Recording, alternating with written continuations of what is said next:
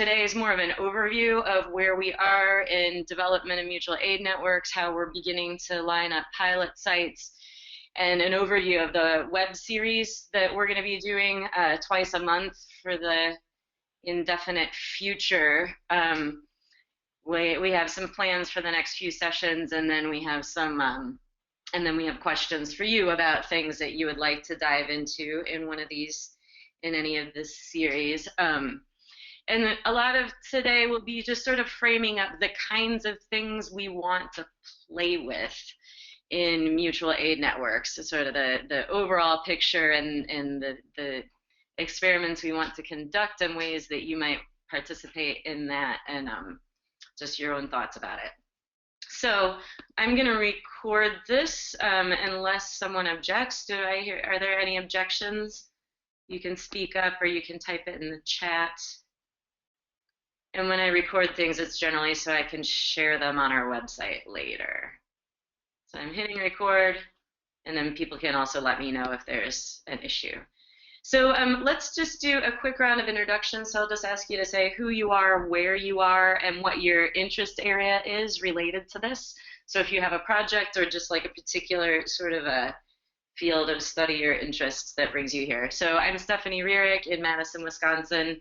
I'm founder of the Dane County Time Bank, which sort of grew this project out of it. And this is mutual aid networks are sort of my attempt to work on synthesizing what I think I know about economic and community life, and just work on a do-it-yourself revamp of our economy. So that's, and it's a lovely sunny fall day here in Madison.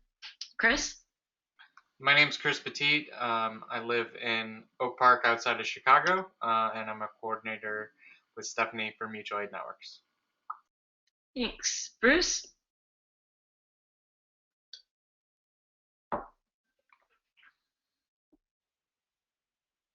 Bruce, you're muted. Yeah, everyone appears to be muted, so you'll need to unmute yourself when it's your turn. So in case Bruce is away while he's muted, Caroline? Oh, here's Bruce. Hi. I'm back. Sorry. Bruce Moffett, based in Madison. For the last year, I've been working with Stephanie and Chris and company on fundraising and communications for the man, and I'm interested in figuring out how we can work seamlessly with the pilot sites to better leverage resources for the man nationally and internationally. Thank you. Caroline, thank you. Happy to see you could join us. And you are also on mute. So, okay, here she comes. And do you see that your mic is muted? So just so people do know, it seems like this software has started coming on automatically, having you muted, and you can unmute yourself by clicking on the green microphone under the attendee screen. Hi, Caroline. A little too early for me to think. So, it's good to hear your voice too, Stephanie. I'm Caroline Smalley. Met Stephanie the week before last now at the Impact Economy Summit here in Whistler, BC, and I have many similar ideas about sort of the fact that we need to bridge to people from where they're at, and as we unleash this new economy. And I'm really excited to be learning more about what you're doing. Yeah, man. Julian.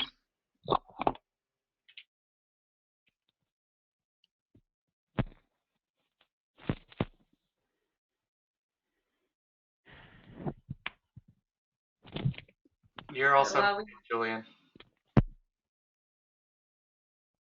And hello. Paul, you're next if you want to. Okay. Hi.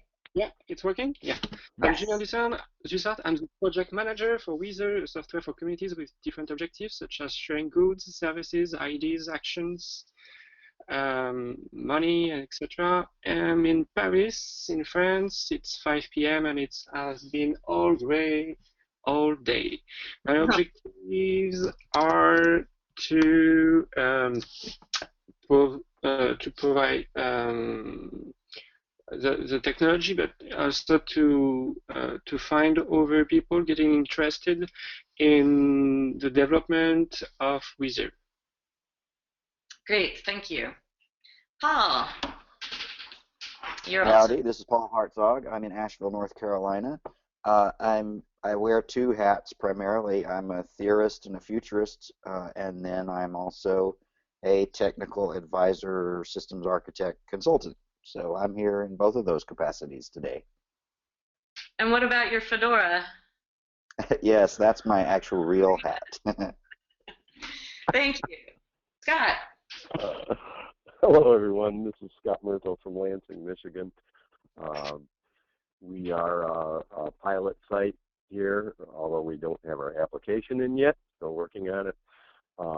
Part of the Mid-Michigan Time Bank, Lansing Makers Network. I've been helping with developing this whole mutual aid network thing for, I don't know, about a year and a half now, something like that. Yeah. So glad to be a part of this call. Great, and I need to send an email to introduce you to Sam, who Paul just introduced me to. So also in Lansing. I just remembered it. Stephanie, hello.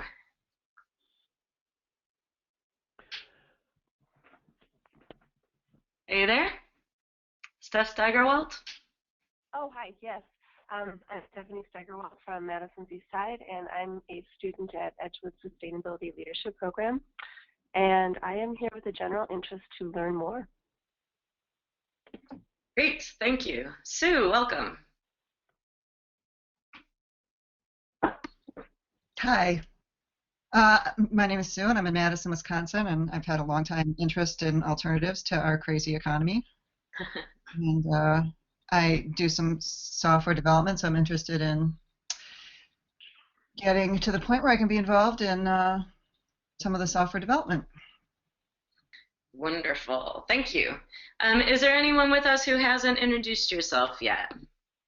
Yes, me, Daniel. I haven't introduced myself yet. Hello, welcome. Hello, thank you. My name's Daniel Harris. I'm working on Kendra Initiative, which is an open value network for media, creating a protocol for media. Freewheelers, which is a rideshare company, and World Peace Now, which is self-explanatory. And I'm in Oxford in UK. It's grey. It's 4:15 p.m. and I'm feeling awesome. Great, thanks for joining us. Anyone else? Cool, all right. So I just skipped you because I don't see your name on the screen and everyone else's I can see. All right, so a quick snapshot, and I believe that everyone on this call is somewhat oriented to the basics of mutual aid networks, so I'm going to go very quickly through a couple of these things and ask you to stop and clarify things if you don't have a handle on it. So very basically, we're creating a network of networks, and at a very simple level, all it is networks of people choosing to support each other and realizing that our economy is about the flow of resources between and among people, and that we can just choose to do that differently. So we are taking the approach where there will be local pilot projects. They can organize however they want. We have created a legal framework of a type of cooperative called a mutual aid network, which is sort of a cooperative plus, because it is very grounded in cooperative principles plus principles of governance of the commons plus time banking core principles. And you can easily access our core principles, and I have a slide with them later that I'm not going to flip to right now. But so that's the idea is we are very grounded in core principles that are about inclusion, reciprocity, And sustain. Sorry for I know it's people are.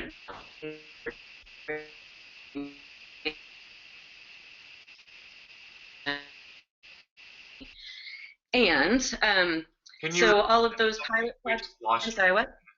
We just lost you for a minute. Can you repeat what you just said? I think so. So the different projects can be organized however they like, but it's very grounded in core principles. The mission of mutual aid networks overall is about redesigning work. So explicitly to create means for everyone to discover and succeed in work they want to do with the support of their community. And we have created an umbrella cooperative mutual aid network called the Main Man that individuals and organizations can join, and the idea is we support each other that way. If you join the Main Man as a pilot project, you we'll show you more about this later. You do an application and a memorandum of understanding, and you are agreeing that your pilot project abides by those core principles and also shares everything, all the tools we're creating, all the knowledge that we're building up. So we are explicitly engaging in a network that's about rapid experimentation, open experimentation, sharing, and learning, and the whole thing is about the collaboration.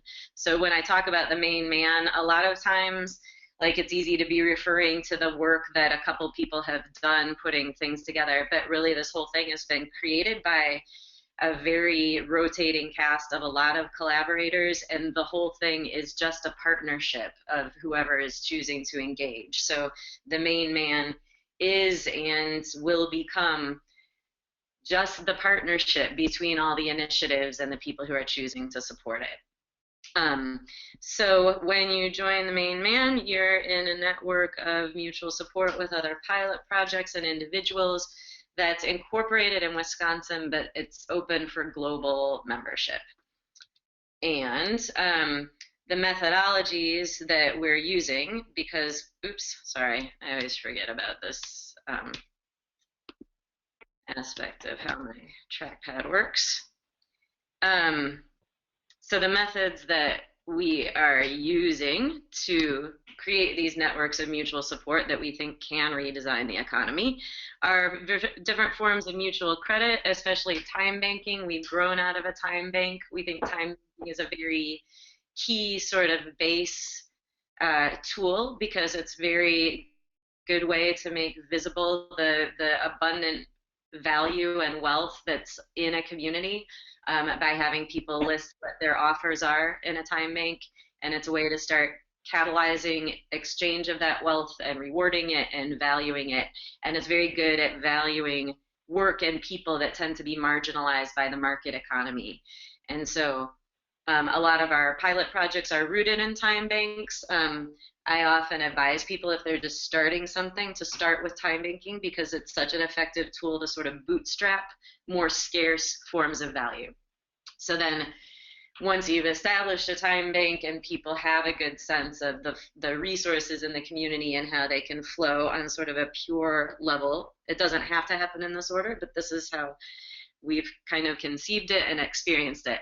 Then we create other forms of value. So one thing, or other forms of exchange.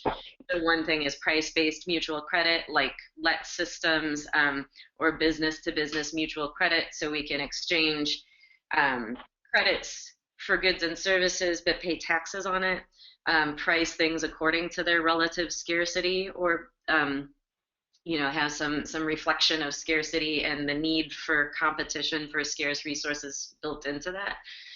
And again, stop me if you have questions or unclear about anything. A really key component for us is emphasizing sharing, because one thing that we realize is a lot of currencies and a lot of just economic sort of reform tends to be conceptualized around individual private ownership of everything. And we really want to create a system that creates the commons, that feeds the commons, that really emphasizes sharing as the number one place to look for the resources that you need. And then up sort of more toward the top of the food chain, cooperatively managed money. So we've been learning a lot about savings pools and the JAK Cooperative Bank in Sweden, mutual aid societies. There are a lot of different examples through time and space of people pooling their money together and then sharing it based on agreements. So there are a lot of ways that can support people doing the work that they want to do, including just providing some security, being able to tap into a pool for a no-interest loan when you're hit with unexpected expenses. But we could also do things like use savings pools to fund some sort of basic human income for the participants in a mutual aid network, or things like that. So we're really looking to experiment with a lot of designs and ways that savings pools can support us. So those are the tools. Any questions or comments? All right, so the tools are supported by processes, and one of the things that we think is somewhat unique about our project is we really recognize rebuilding the economy as a community organizing and social function more than anything else, and social processes need to be put in place to help people sort of relearn new ways to work together. So some of the things that we're going to be focusing on in the next few web series, because I think this really will help make it real to people and help us operationalize this ourselves, are work redesign assistance, just having processes to help people think through how we really want to spend our time, and ways that we can be supported in the different ways we want to spend our time. And I'll show a slide in a minute about different types of work that we really want to be sure that we're recognizing that aren't recognized in the market economy. So really providing ways for people to reconceptualize how they would like to spend their time and be supported in that. Then robust budgeting is about the being supported in that, really understanding what your needs are, and we would be creating tools and processes to help with that. Understand what your actual needs are and how you can reduce your monetary expenses by building up some of these other supports like time banking or shared resources or money pools. And then, so those are the two we're focusing on in the next few weeks. And then after that, we'll get into more of this group stuff. So project facilitation assistance. Here we've done a lot of work with Art of Hosting and now Sociocracy to really learn how to come together as a group, manage our resources, identify the work that needs to be done and do it, and create ways to compensate ourselves and each other fairly. And then community investment assistance, developing template agreements and legal understanding and financial understanding of how you attract money to a community pool, how you manage the money in a community pool. So we're really looking to have a lot of clean, straightforward agreements that people can take a template from one community, adapt it to the needs of your community, then you share your adaptations. So any questions about that stuff? Okay. So let's skip over this. So the focus for the next couple weeks, it's not starting today, starting in 2 weeks. So we're going to do this twice a month, and it'll be the first and third Wednesday of the month at the same time. Each time we'll record all these and share them on our website later. We might schedule some other times. I spoke with Ann Snick, who's done a lot of the work on work that we're using, and she's never available at this time, so I would like her to be a guest on one of these, and so we'll schedule some at different times and let you know about that. But for the most part, twice a month coming up. So what we're going to do, we did a workshop during the Man Up Summit here in Madison in August that was shockingly fun and uplifting, where we used my own life as a case study, and you'll see it's a big mess here, but my own life as a case study for what my budget currently is for my basic needs. And then I'm here in Madison with a fairly thriving time bank, and I'm working on developing these other exchange systems. So we looked at a year from now, what would be realistic to accomplish with the supports I already know I have and supports that I know that we could build within a year based on experience. And we saw that within a year I could reduce my monetary expenses by 37%.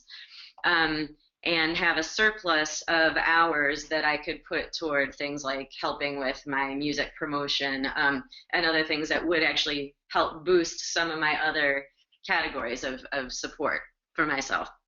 One of the ways that we did that was we worked out my work-life balance of what I would like to do with my time.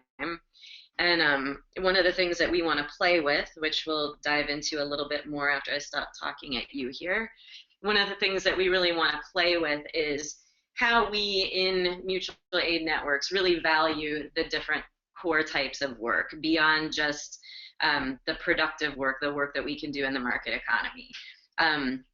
And so some of that really involves rethinking these kinds of mutual credit, and I'll talk more about that in a minute.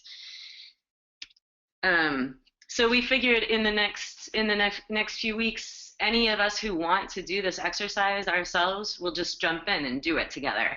I'll show you this in a minute, but Julian has created a spreadsheet, and we have some other people who've been working on budgeting tools for people. I think they'll probably look a lot of different ways, and people can adapt into their needs.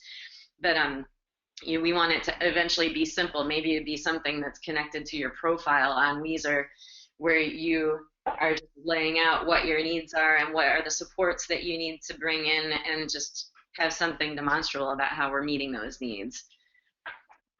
So this is this is a very wordy slide, but this is some work that we got from this woman, Anne Snick. She's in Belgium, and I met her at the Complementary Currency Conference in The Hague a couple years ago. And she and her, the group of people she works with, did a long, in-depth study on work with women from all over the world, and sort of distilled work into 5 elemental types. And she was at this Complementary Currency Conference because Bernard Lietaer, who wrote the book that got me on this economic track in the first place, that he had broken our economy down into 5 archetypes that mapped exactly to her 5 types of work. And it suddenly seems like there's something very interesting here for us to play with. So, and this is one of the things that we did during the workshop and the summit, is broke the types of work that I'm doing into these different types of work. So number 1 is productive work, and that's what most people think of, meeting your and your family's material needs. So usually that's through getting a job, but it can also be through making your clothes, growing your vegetables, things like that. So productive work produces material, like meets material needs. Self-work, investing your own health, talents, identity, personal choices, etc. So building up your own capacity. Collective work, which is about what you do to invest in your neighborhood. We could call it, a lot of times when I'm talking about this stuff in time making, I would tend to call that the civic engagement work. Care work, everything that has to do with care for subsequent generations, elderly, young, children, etc. And then the 5th type of work, which I think what she's saying is more necessary because our current economy doesn't integrate these things. The 5th type of work is about matching resources. So like restoring, keeping the balance among the other types of work.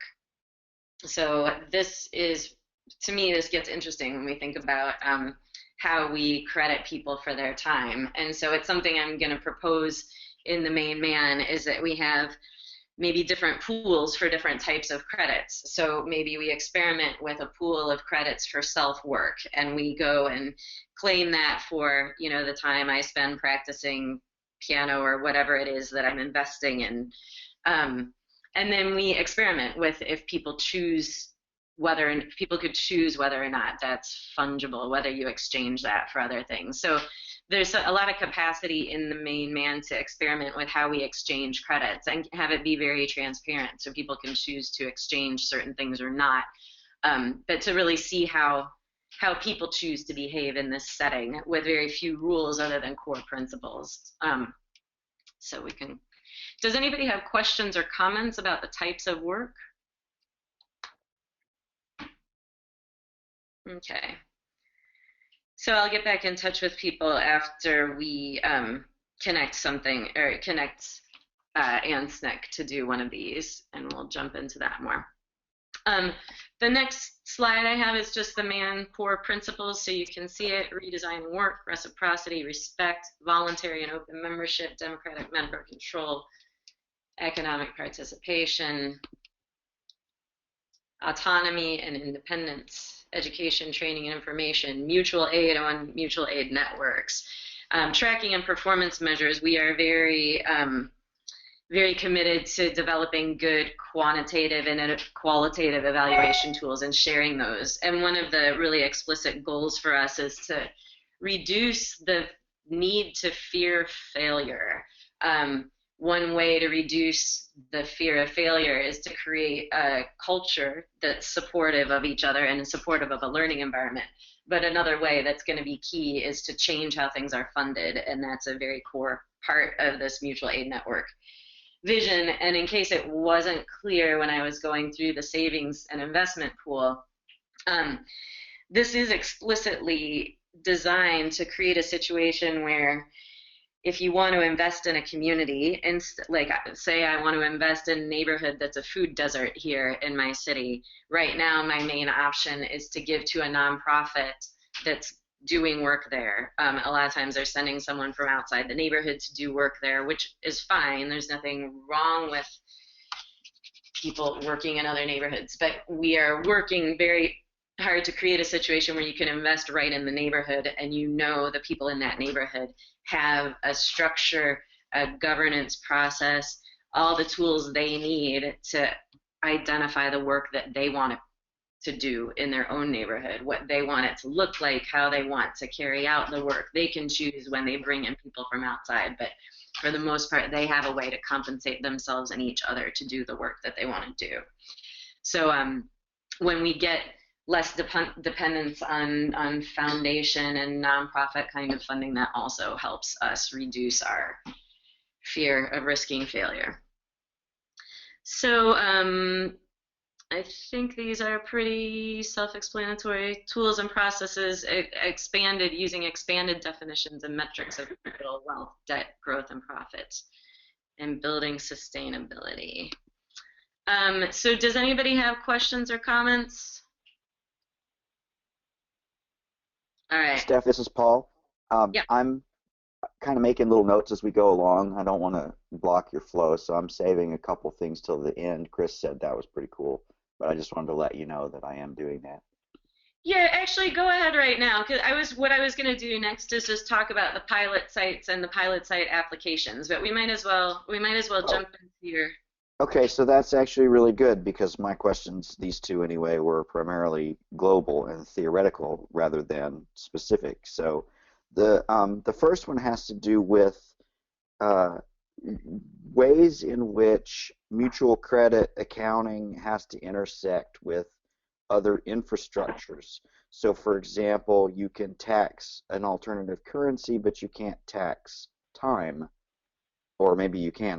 That's why I'm asking, is because I don't know these things. How does your credit accounting deal with questions of taxation, for example? We intend to be completely within the law, very transparently. So what we believe we know right now. So, and this is another thing that you commit to as a pilot site. That we have been working with lawyers and with Sustainable Economies Law Center. And this was one of my motivations, actually, because in time banking is not taxed in most countries, but it still is a bit of a gray area. Yeah, so there are like different private letter rulings for time banks that say it's not taxed, and a number of time banks are 501c3 also. But a lot of time banks will avoid dealing with goods at all, or will avoid they'll avoid a lot of things out of the fear of taxation, and other time banks will take kind of a risk. And so that was one of my motivations, is creating a clean avenue for the taxable type of mutual credit. And that's why we want to, at some point here, incorporate price-based mutual credit. And with that, you are exchanging the credits with a dollar value, you're paying taxes on that dollar value just as you would if it were a cash transaction. And I believe what the law is now in the United States, which I don't think makes any sense, but I'm pretty sure the law currently is that if your system that's facilitating a transaction in price-based mutual credit has to kick out a 1099 as a barter transaction. So we're just going to do that. And then it's a goal for me to develop a system that's nice and clean with clean avenues for taxable things and like a clean justification for why time isn't taxable, which I think there are a lot of those. And then go for IRS, go for laws that protect that. And also with the savings pools, that's going to all be above board and taxed properly, and that's part of the motivation, is create a system that can do big things, which you can't do if you're trying to fly under the radar or avoid taxes. And we also don't want to I know our taxes go to lots of terrible stuff here, but they also kind of fund the last remaining little shreds of safety net we have too. Okay, so correct me if I'm wrong. The short answer is that there is no short answer because the conditions vary so much from instance to instance. So the best we can do is to look for lawyers and other people who understand the ways in which we have to interface with those other structures and just try to make sure we do it in as transparent a way as possible. Yeah, except I think it is a little cleaner answer than that because it is pretty straightforward. The cash-based, the price-based, anything with a dollar amount is taxed, and we'll just do it properly. So, and it'll be pretty well built into the system, so it shouldn't have to be a lot of thinking or difficulty. Some things will be, like, it'll just be based on categories of work and types of exchanges. So if you're exchanging neighborly care, any of these categories in time, that's just in time. And then there are, actually, this probably might get to your point a little bit more. And sorry, yeah, I know it's not a short answer. But this is part of the using legal agreements and using different kinds of mechanisms to exchange between. So I would never, so maybe I only can earn time. Like I don't have any skills that fit in my market economy here, and I'm only earning time credits. But I need a refrigerator, and I need to spend money on that.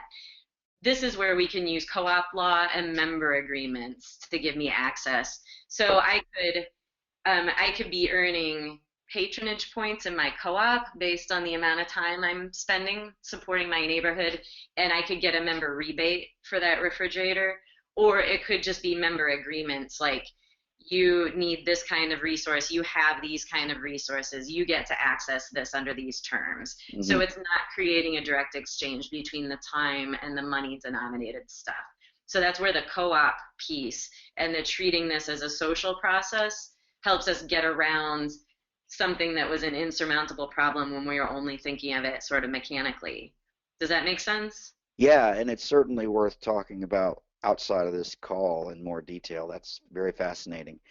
My second quick question was just about, we know from Elinor Ostrom's work on governing the commons that decision making with common pool resources is critical to being able to sanction offenders and reward people who do it well, that sort of thing.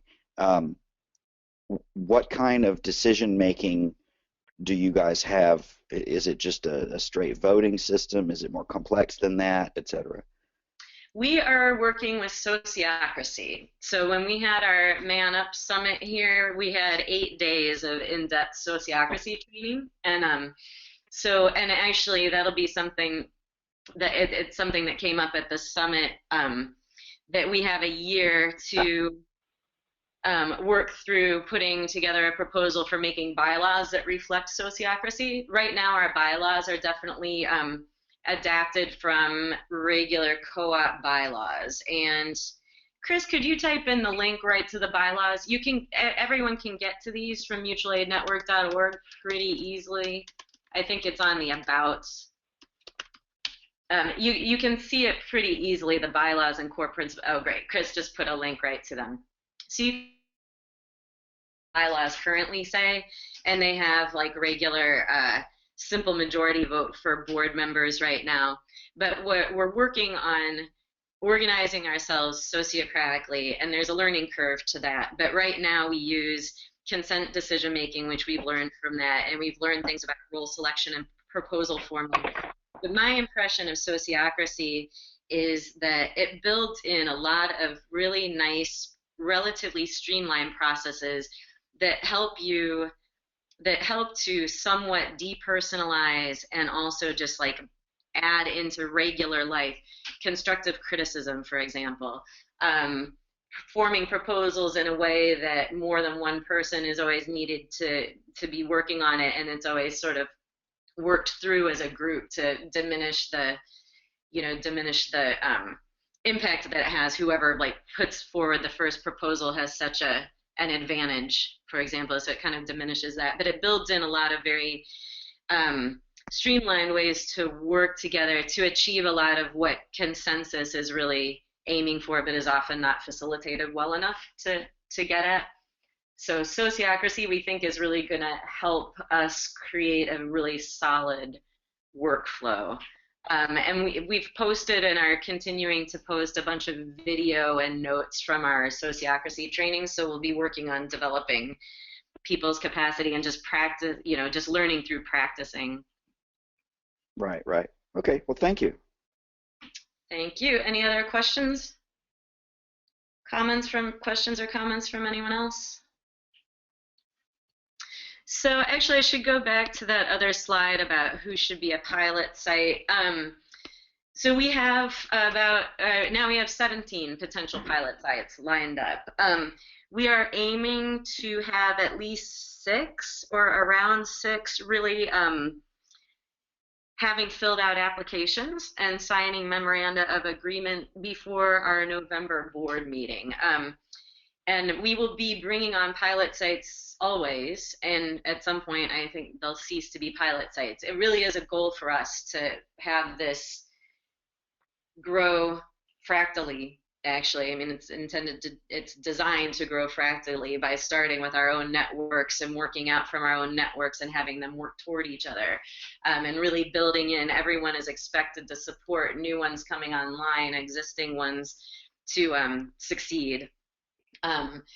Yeah, I didn't make this clear, but mutual aid networks are designed to come together around a common purpose, but also disband when that common purpose has been filled. So one of the things I would like to stop doing in our culture is stop having organizations that are all designed like cancer, where we make everything to grow and grow and never die.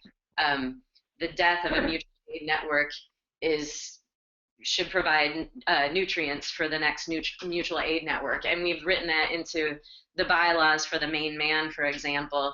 It says if and when it dissolves, its assets have to go to another mutual aid network if there are any in existence. And if not, then they need to go to another cooperative effort. So really trying to design this to embrace the fact that you would come together and move back apart again when your mission is fulfilled, and that you create nutrients for other projects. So most of the pilot sites that are coming online, but not all, are rooted in an existing initiative, and we just think that will have greater chance for success with people having had a bit of organizing and a bit of a team that they're bringing to it. But it doesn't initiative. But most of them are starting in an existing initiative, so a lot have time banks or maker spaces or cooperatives or a local currency, but a lot of time banks. You need to see that participation would be mutually beneficial. So one of the things that we aim to do, and I think are well positioned to do, is just bring higher level expertise to individual projects than you might be able to access on your own.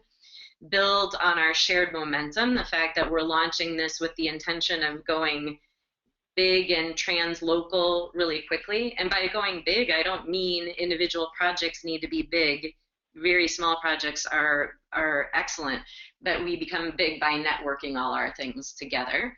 And then on a very tangible level for the people who come on as pilot projects and are solidly on by our next board meeting, November 5th, I think it is. We intend to go for a crowdfunding campaign together for pilot projects and the main man infrastructure. So we're intending to launch that just shortly after our November board meeting and have it carry through the rest of the year to get some resources for our own infrastructure development for the main man and for the pilot sites. We need serious commitments to stewardship. So you'll see this in the pilot site application. I'm extremely thankful to Chris and Scott and everyone who worked really hard on creating a pilot site application, which really helps step you through thinking through your project. Not only thinking through who's stewarding it now, but what happened, what's your succession plan, who is your target audience, what's your scope, just really help you conceptualize your own pilot project. So we definitely want a 3-year commitment from a steward or a stewardship team, and we want to know who's backup if the one individual who shows up gets, an unexpected circumstance. And then the other thing, I referred to this in this robust budgeting piece, but we're looking to create budgeting tools that take us through 3 years of our project and or our person and show, demonstrate a 3-year budget, how we step down the need for money, for individually owned money each year, and really increase the resource base. So that's a reason for a 3-year commitment. Plus, this is a significant project that we're undertaking, and it's going to take a little time for everyone to get developed. And sorry, I keep getting off the slides I want to be on. Okay. And then we don't want anyone to think that this somehow has all the resources you're going to need. We don't have any money really to speak of for the main man right now. We expect to have. We are really going to be doing a lot of stuff to work with pilot sites and just find a lot of different sources of support and be creative with it. And we've always operated on a shoestring, and it's been a bit of a pain, but I think it's really helped us to be strong and really understand how to be creative with resources. I've mentioned this to a number of you, but we put on the whole Man Up Summit for less than $11,000 for a 9-day summit, and almost all of that was for flights. But we had a lot of people offer homestays. We had space for time credits. We got food cooked by a cooking team. Got a lot of ingredients donated from people's gardens. So we can do a lot with very little money, and we've demonstrated that, and we're going to make it so everyone can do that and do it joyfully. Oh, and that brings me to one other point that I do want to make, because I think it's a helpful framework. But the savings pool aspect of things and connecting that with these other forms of credit and other forms of support, it is designed to create a situation where people can really voluntarily and joyfully redistribute their wealth. There are a lot of people with a lot of money who don't have a satisfactory place to put it, and they don't like that. And there are a lot of people who don't want to be investing in Wall Street and would be really happy to have a chance to invest right in a community and start to share their wealth with other people. And they can do that even just by putting their money in savings and expecting to get it back out later, but making it available for people to use in the meantime. So, and that's not just my that's not just me saying that as a person who doesn't have a bunch of money. We're connecting with a lot of funders who are excited to help redesign how funding happens. So that's another thing I'll be inviting you, and whether you're with a pilot project or not, we're creating a funders circle where funders and organizers are getting together to really design how the funding piece could work and how the savings pool and this form of funding things can really make life much better for funders than current conditions. So these are the potential pilot sites we have going.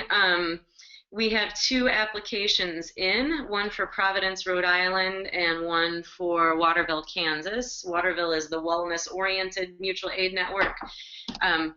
If you want to, we could look at the Providence application, or we could look at the pilot site application form itself. I think now would be a good time to talk about if you have a pilot site in mind, if you want to describe what your pilot site might look like, or those of you coming on new, if you have specific questions, like would you like to hear about a particular type of pilot site to get a vision for what they could be? So that's my question to you, is how do you want to go into this? Look at one or ask questions or what? Look at one. All right, I am going to pull up the, oops, wrong thing. I'm going to pull up, I think, yes, the Func pilot site application. So this is from Michael Giroux. Chris, I don't know, you're more familiar with this. I don't know if you'd like to talk us through it a little bit. I know I'm just putting you on the spot, so you can tell me to do it if you want. That's fine, I can, if you'd like. Great, thanks.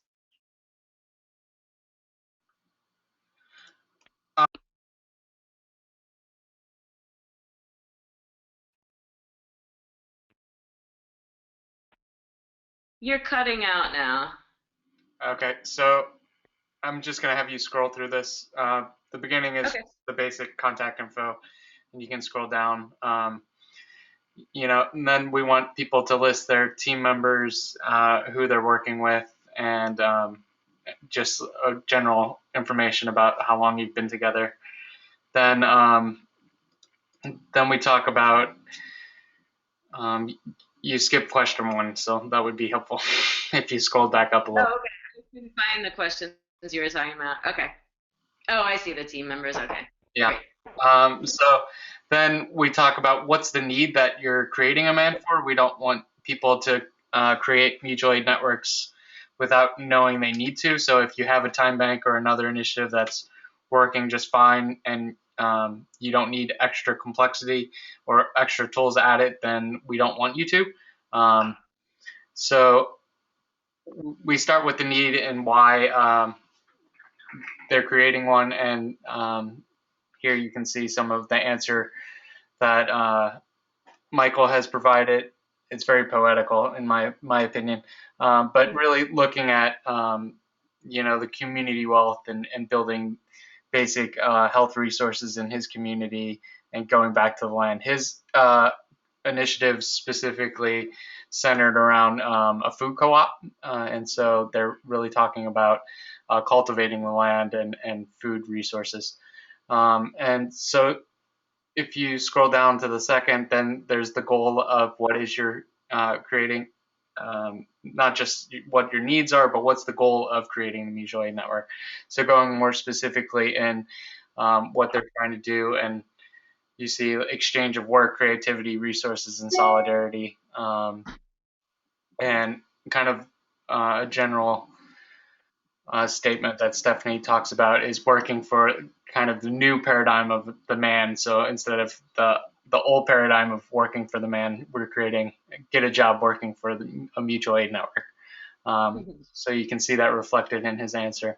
So then next we ask, what are the demographics and characteristics of your community? So we can have a better sense of like, what your community is made up of.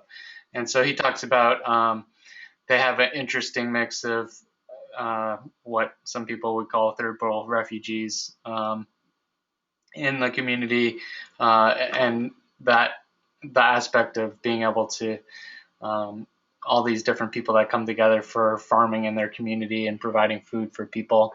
And it goes into way more detail than I'm going to go into here, including their Native American populations. So then there's the geographic scope. So they're looking to start in Providence, but expand into most of Rhode Island. Rhode Island's a pretty small state as far as most people know. And so that he goes into some of the history of Rhode Island as well.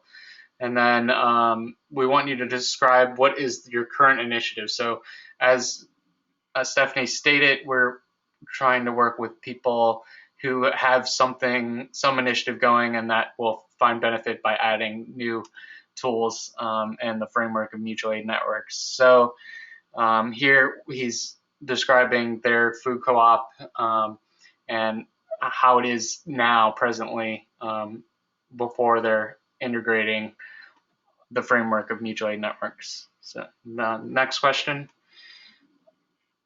Steph, can you scroll down?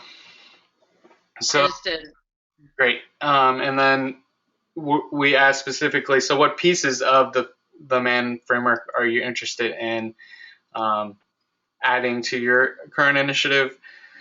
So that's gives a better sense of what you're going to use to develop. And so he's talking about adding sociocracy in, adding in the different mutual credit pieces, and so that's just gives us a better sense of what you're trying to what's your vision to move towards.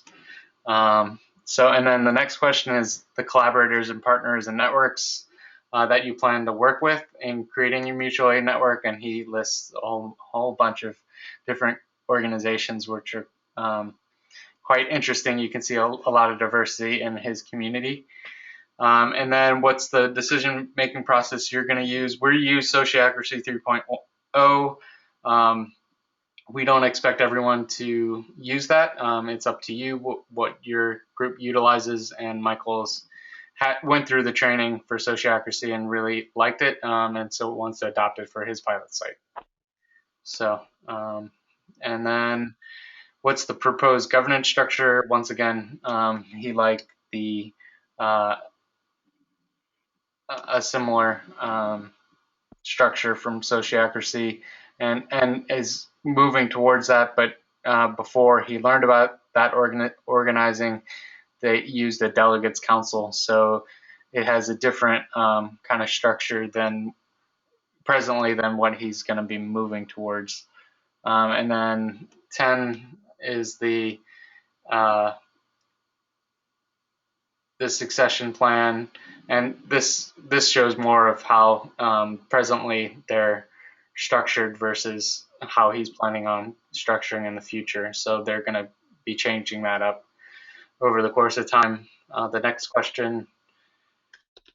So the succession is just because we want the initiative not to hinge on one person or one group of people, because life happens and things change. So we want through the 3-year period to make sure initiative can still be successful even if there's transitions. And then the 11th question is, what's your strengths? So what are your current resources in your community? So it kind of helps people start getting into that mindset that we don't need just money as a resource, but all the other resources we have in the community. And then 12 is, so what areas do you need assistance in?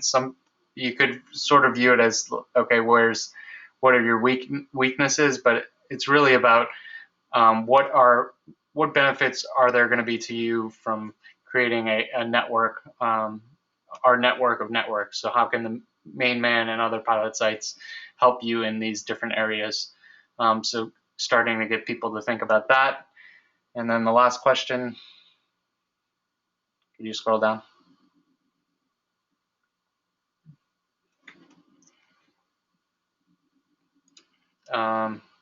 And then the last question is, basically just a miscellaneous, if you have any other questions or comments about your site, to then provide that to us. So, and Stephanie, you could scroll down to 13 if you wanted to.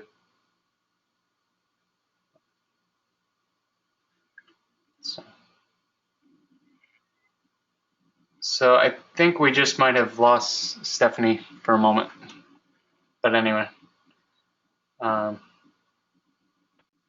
And that's pretty much the layout of the pilot site application. There's the memorandum of agreement, which if you go to the website that I put in the chat for the pilot site application, lists the different responsibilities for the main man and for the pilot site that you'd be agreeing to, and the financial arrangement, the duration of the agreement, and the parties involved. So So yeah, are there any questions that I can answer about that? Thank you for the overview. So it's 11 here, and it's about time to wrap up. So I'm gonna invite you to join us again on November 4th, Wednesday, November 4th, same time, November 18th, same time. And what we'll do next is go through some robust budgeting exercises for people and projects. So anything that you're interested in looking at, your own life, your project, a hypothetical project, we also are going to do the summit, like record the summit credits and use that as a case study. So the more we just do this for actual people and actual projects, I think the more it becomes clear to us, like how relatively simple or simpler than we think it's going to be to do this. One other thing that I expect to emerge from some of this exercise and what kind of work each of us wants to do and what kind of support each of us needs is I believe that we'll tease out some of our staffing structure going forward, because again, the main man is only just participants contributing pieces of what they have to offer into the infrastructure. So I think a lot of our ability to build our infrastructure and the resources needed to do that will become apparent when we do these exercises with people who are interested in participating. And aside from that, Caroline's asking about the process we undertake in a pilot. So I'm not sure if you mean like forming a pilot or applying for a pilot, or applying to be a pilot, but I know Chris shared the link for pilot sites, and I think what we'll do now is just go around and have everyone either say a word to check out, or if you have a burning question or need to know how to find the resource, say that now instead of a checkout, and we'll try to wrap up quickly with whatever your outstanding concern is, or set up a time to get back with you. So I do want to acknowledge, I know there's a learning curve. We're trying to represent 20 years of development and learning and distill it down into something that people can like use. So thank you for bearing with us on that. So Chris, you want to start in the either check out or ask your burning question? Thank you, everyone. Carolyn, I would just need clarification about what you mean for your question to be able to answer that better. So when it's your turn for checkout, please do so, and I or Stephanie can answer your question. Thank you. Bruce?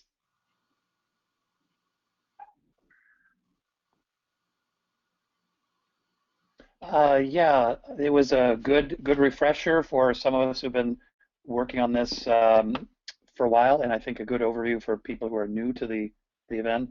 I guess my burning question is really getting at question 12 on the application of how to work collaboratively on fundraising. So that's what affects me most, and what will be interesting to see how it plays out going forward. Thank you. Yeah, that'll be interesting. Caroline. Hi, thank you very much for that presentation. I'm just wanting to get a feel for when you actually go into a pilot project, what is the process, what does it look like? And I'm also sort of listening into things around fundraising and trying to sort of think about the work that I do and how that can evolve so it really complements what you're doing. So yeah, I'm just sort of thinking about that, and having a better feel for what the process is within a pilot might sort of give me some of the secrets that we've got in the space here. So do you mean starting a pilot project from scratch? Is that what you mean, on the ground? Yeah, I mean, I guess, you know, if we were to go into, I mean, the project that I'm not locked into Burkneck, it's, you know, whatever project it might be. Mm-hmm. But yeah, what would it look like if a pilot project was to happen in the Burkneck community that involved you? What would that process look like? Would you go out on the ground? What would you be asking? How would you be able to identify how you could help? What would that be? Great. Okay, and it's actually on my agenda to just create like a quick and dirty kind of guess at that for Keith in Bernac. Um, so, and I shared with him because a lot of it is the same steps as starting a time bank because I do tend to recommend starting with time banking, but I do plan to do that, and so as soon as I get to it, I'll share it, and it'll just be really cursory because we're making it up as we go. Um, so, Yeah. and then we'll have to document it and share it. But thank you for asking, and yeah, just so everyone knows, that'll definitely be a topic of at least one or two of these where we kind of go through together and create a checklist for a process for beginning a pilot from scratch. So thank you. Thank you. Julian.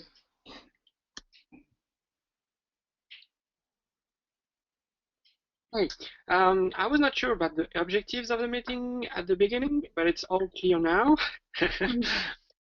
Except, I don't know if we will there is a selection. We will choose the pilot sites. You said it would be 6 at the minimum, but is there any maximum? And if anyone is not fulfilling all the details of the application, so when and how do we choose the pilot sites? And my concern is about my overhead because I'm the co-founder for Time Bank, and I will organize a specific meeting to fill in the form for Paris Saint-Ouen as a mine site app. A mine site, pilot site. That's great. And we don't have a maximum, and it really, so we'll just look at these on our November 4th board meeting. So we're going to aim to get the applications in by the end of October. And it really, we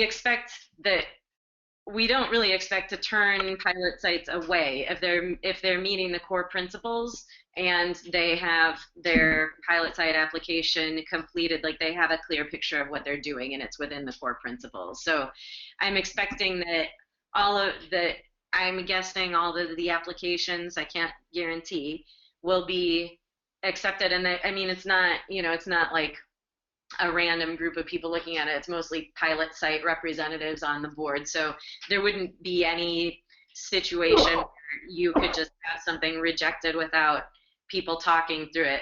It's really our interest to have a lot of solid pilot sites. So that's a long way of saying highly unlikely you would be turned away, and we're aiming to get those by the end of October. And it's only so we can launch a crowdfunding campaign before the end of the year that we want to get some like totally solidified at the same time. Okay, Good great. answer? Thank you. Yeah. Thank you. I'm very excited about your pilot site. Paul. Yeah, so this is all very exciting. I have a technical sort of angle that I'm happy to table for some other time, but I do want to have it on the recording. When you create a marketplace or a bazaar of needs and offers and fulfillers and skills and resources and all those things, there are layers of meta activity or metadata happening in the matching algorithms as well as reputation systems and recommender systems. Just basically ways that you facilitate levels of efficiency to make sure that the needs are being fulfilled in meaningful ways, right?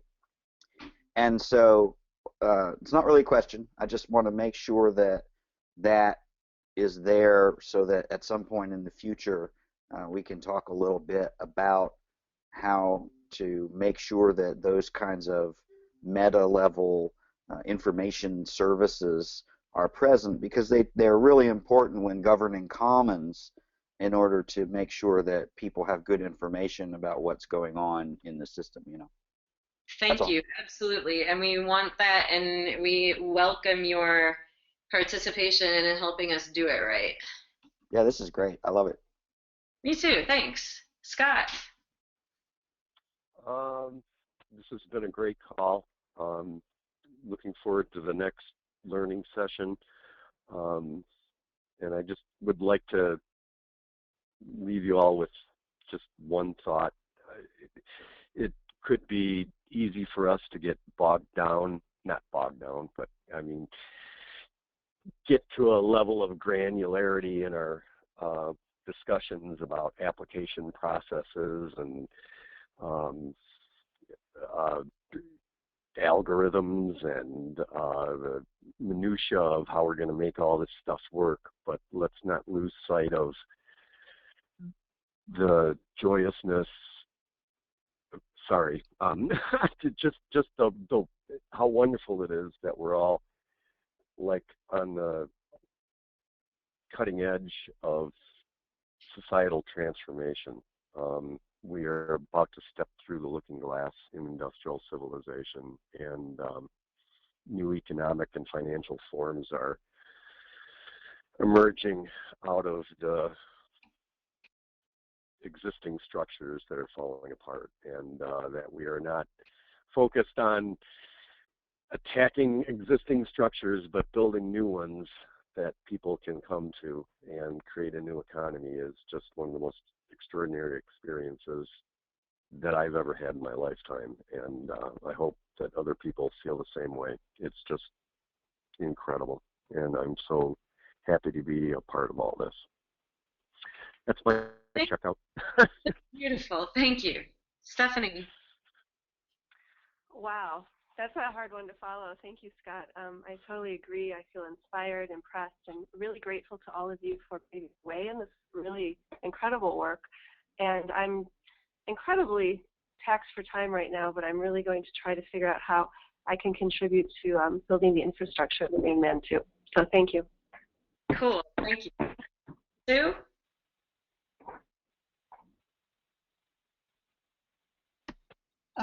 Yeah, thanks. It's really nice to connect with all of you again. I discovered yesterday that I have a meeting scheduled already right smack dab in the middle of the next learning session, but I also missed that part at the summit. And so I'm wondering if there's a way in GoToMeetings to record. Yes. We're recording now, and then also we're going to do at least 2, but maybe 2 to 4 sessions on the robust budgeting and work-life description, because we want people to be able to jump in and do it yourself, yeah, for your own stuff, and we expect it to evolve because we're learning during these also. So you will likely get a chance to participate in one, and we're definitely recording and sharing them. Okay. Are they going to be on the same site with the summit videos or somewhere? Yeah, there's actually a Web Summit. I'll link you right to the Web Summit, but on mutualaidnetwork.org there's a resources tab, and then one of those says online learning series, and that's where I'm keeping all of this. And I'll give you the link in a second. Awesome, thank you. And then Daniel? You still with us? Okay. So maybe Daniel is off. Anyone else who hasn't gotten to say goodbye? All right, thank you so much. Some of us are going to be talking tomorrow, a follow-up call from the Impact Economy Summit. And Sue, I should ask you, I don't know if I put you on the list, but if you're interested in a call at 10 tomorrow, it could be very interesting to you. We have a lot of very complementary projects that really relate to each other in this context. So people who were at the Impact Economy Summit, and then I invited some people from our tech team to join in. And the topic is the architecture for the infrastructure of a movement. So really identifying our complementarity and how we can support each other, connecting together and building out the pieces that where each of us has a strength. So we'll be doing that at 10 o'clock tomorrow for anyone who wants to join. Same meeting. I'll send out another reminder to the original list, and I'll add you to it, Sue. I am on the list, and I'm planning to attend. So. Cool. Thank you. So, and then we will get together again for this on November 4th, and thanks everybody for joining. It's been a pleasure. Take care. Bye.